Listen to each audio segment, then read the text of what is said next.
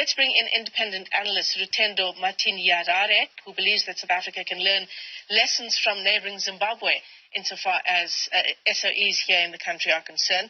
Rutendo, let me thank you for your time this morning. Thank you very much indeed for joining us. Thank you so much. Thank you for coming into studio. And you've penned quite an interesting article that talks about the lessons that South Africa can learn insofar as SOEs are concerned and Zimbabwe's Cisco Steel. Tell us some of the sort of key findings you've come up with. Right. Thank you so much for the opportunity. For me, what I've realized is that many people in Africa don't yet understand how the world works. It's a race for resources, and capitalism is about captivating and capturing resources in order to build monopolies. And so what we saw with Cisco Steel was sabotage of Cisco Steel by monopoly makers.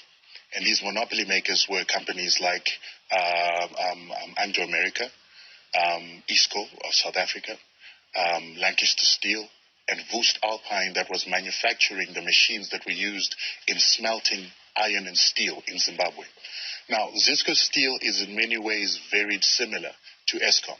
Cisco Steel was the biggest steel and iron manufacturer in the Southern Hemisphere, the biggest in Africa, the biggest in Brazil, Australia. And what the problem was when we got independence, the Western world was not happy to bestow an African country with the ability to produce iron and the ability to sophisticate iron and to create military hardware and industrial hardware that would have industrialized Zimbabwe or Africa. The reason being, once the Second World War ended, there was a plan called the Morgenthau Plan. The Morgenthau Plan was supposed to deindustrialize Japan and Germany so that they would never rise to become superpowers that would challenge the Western world or the Western banking system. So what they did is they wanted to turn them into agrarian societies, take out their industry, block their mines, take their workers that were most technical and take them out of Germany and out of Japan so that these countries could never rise to industrialize. Eventually what happened is Germany's lack of development, Japan's lack of development made it difficult for the West to compete with Russia. It made it difficult for the West to compete with Russia, which was now bringing communism. So they were forced to allow Germany and Japan to develop so that Western capitalism could show as an example in these regions as a success. But for this Western capitalism to take place, for the Marshall Plan to be given to these Western countries to rise themselves up, they needed cheap resources. So what did they have to do? They had to now take the Morgenthau Plan, this underdevelopment plan, this agrarian society plan to Africa. And so that meant that they had to deindustrialize African countries that had just come out of colonialism to ensure that they'll never be able to sophisticate their resources so that those resources will be passed on. So keep African countries Absolutely. sort of under your thumb? Correct. So that you can use them to your benefit. And this is exactly what's happening here in South Africa with Eskom.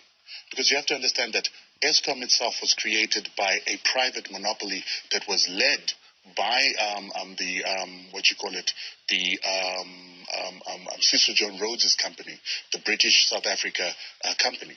And it created Eskom as private entities initially, where they were providing electricity to a lot of the mining industries. And with the biggest mining industry in the world in South Africa, you quickly developed the biggest electricity supplier in the world. So what they realized is that if you want to be the biggest electricity supplier, you have to consolidate all these small electricity suppliers and make one electricity supplier, which became the Victoria Falls Power Supply Company that was owned by Cecil Rhodes. And if you remember, all British South Africa companies were then taken by Anglo America. Anglo America is the same one that we see having a problem in Cisco Steel. So Anglo America becomes this agent of sabotaging Africa to ensure that it doesn't industrialize and to keep the industrialization capacity in areas controlled by whites, which is why it lasted in apartheid South Africa. So how does this play into the current state of Eskom, though? Right. Because when we talk about the current state of Eskom, we're talking about the state capture years of the past 12 years, right? How does this history help us understand what happened during the state capture years? That's a false narrative. The state captures happened with Anglo America and white capital. And then this false narrative that a company like the Guptas that control less than 5% of the economy have captured the state How is is false. it a false narrative, though? We've just had an entire commission of inquiry detailing how lieutenants of the Guptas and particular government leaders were put in Eskom and other SOEs with the chief aim of looting it, of hollowing it out through corruption. The state inquiry is a farce. It's an embarrassment, quite frankly. The state capture inquiry? Yes, because it's false. That's why you see that even Glencore doesn't appear. Wait, you're saying the state capture inquiry is false? It's a farce. The evidence that we heard for 2 years is false and false? It was tailored evidence to manufacture consent to a certain narrative, but it's not true. What isn't true? It's not true that the people that were questioned on the State Capture Commission are the capturers of the state. You have a situation where Anglo-America controlled 60% of this economy, followed by the Ruperts, who controlled another 20%, and so forth and so on. How is it that people that have less than 5% of the economy captured the economy?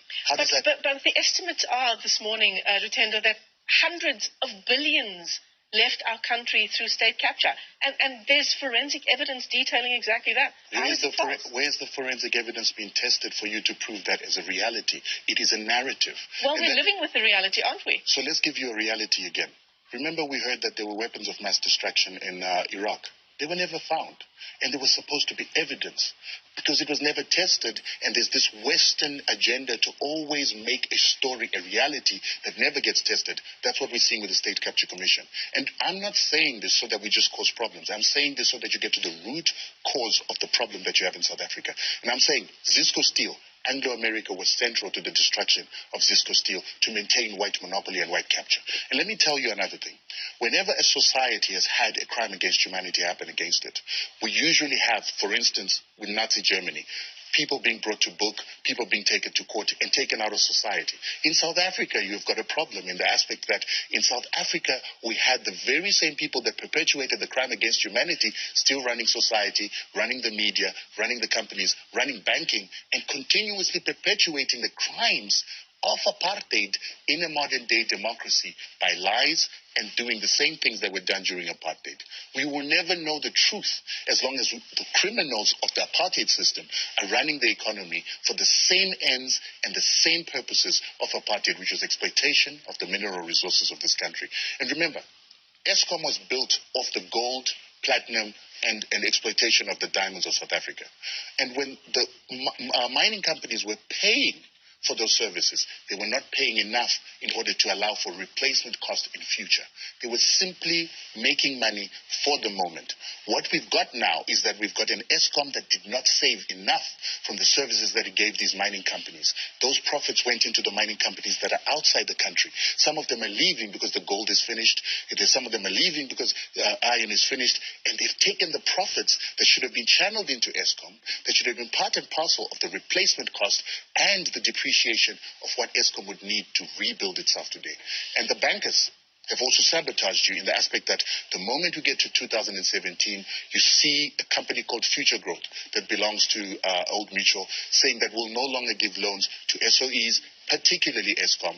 And so that started a regime of sanctions, of trying to bleed the government and not give it money to build its infrastructure. They also said they would influence other financiers across the world not to give South African SOEs and the South African government money.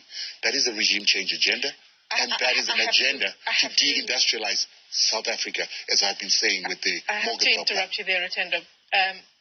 I'm trying to understand how you can erase 12 years of state capture by just dismissing it as a farce. Who exactly would be orchestrating this farce? And are you going to reply and say the West? Well, it's interesting. How can we not erase 12 years if we've erased 135 years of state capture by Anglo-America and the companies that were formed out of the Cecil Rhodes companies? Don't forget that 20 years ago, Eskom was an incredibly successful company. No, it wasn't. It was. We had electricity. Our maintenance program was on track.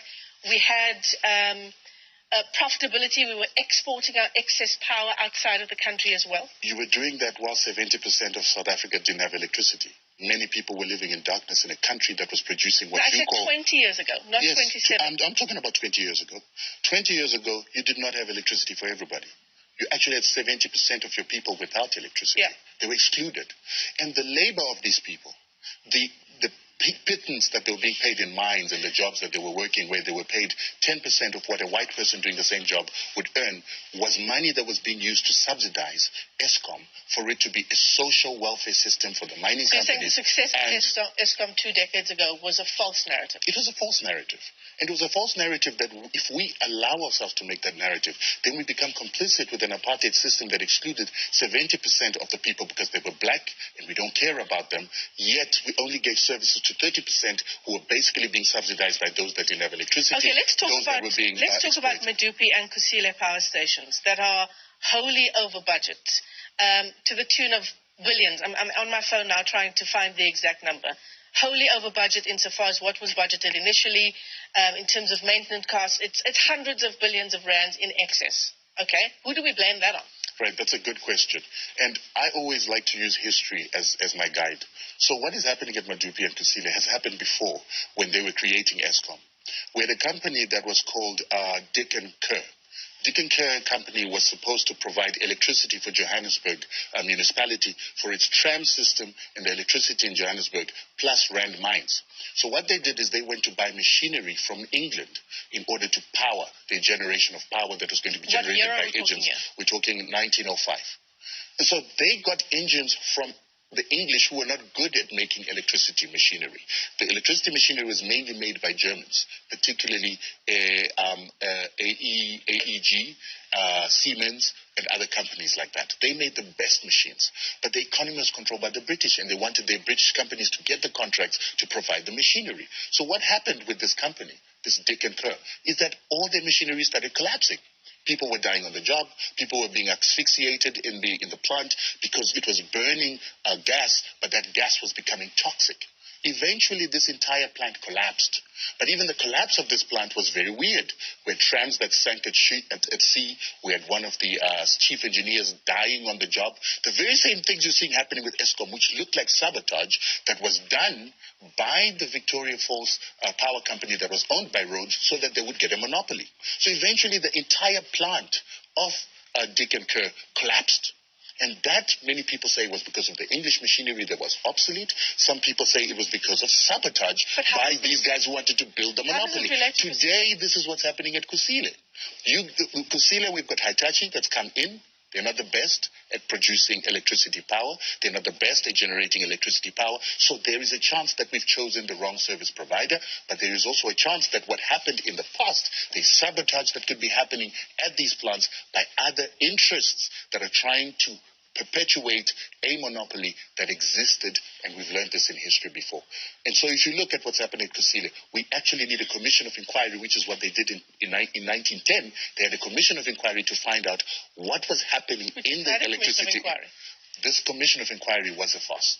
It was not honest, it did not have the right questions, and it did not look at the right scope. You cannot have a commission inquiry of state capture. You do not have a Glencore in there. You do not have Anglo-America in there. You do not have, the Ruperts in there. You do not have the owners of capital, people like Old Mutual, who had been sabotaging this region, even during apartheid, to ensure that apartheid never ended. We cannot have a commission of inquiry that doesn't look at those criminals. All right, Rutendo.